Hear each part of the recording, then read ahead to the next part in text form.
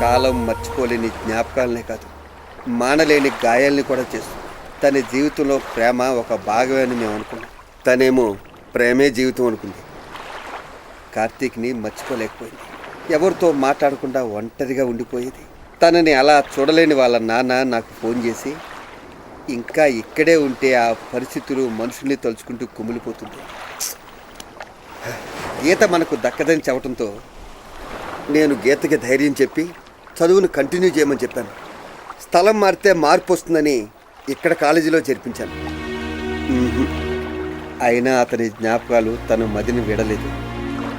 తన ప్రేమ ఎప్పుడో కరిగిపోయిన మంచు శిఖరం, తన బాధ ఎప్పటికీ ఉండిపోయే మహాసముద్రం. గీత ఎప్పటికైనా పెళ్లి చేసుకుని సంతోషంగా ఉండాలన్నదే మా కోరిక.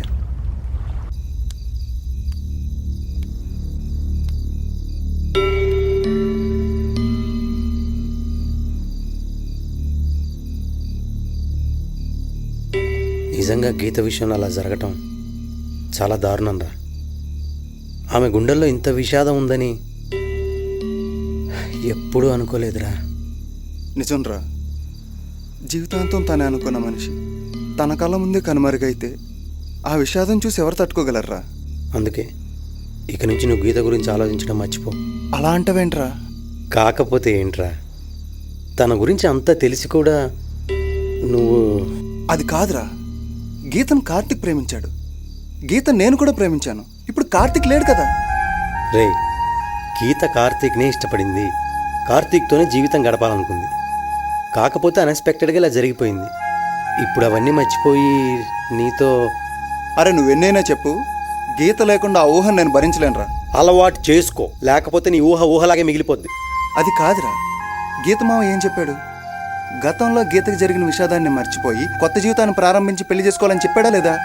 చెప్తే గీత నేను పెళ్లి చేసుకుని కొత్త జీవితాన్ని ఇస్తాను రా. గీతలో మార్పు వస్తుందని నాకు నమ్మకం లేదురా. నువ్వు కూడా అలా అంటావేంట్రా?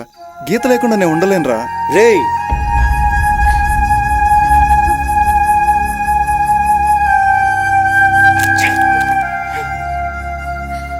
ఎవడి కర్మకి ఎవరు బాధ్యులు?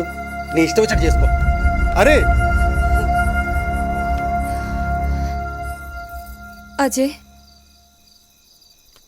నువ్వేం వరీ కాకు. నీ లవ్ సక్సెస్ కావాలని నేను దేవుణ్ణి మనస్ఫూర్తిగా కోరుకుంటున్నాను.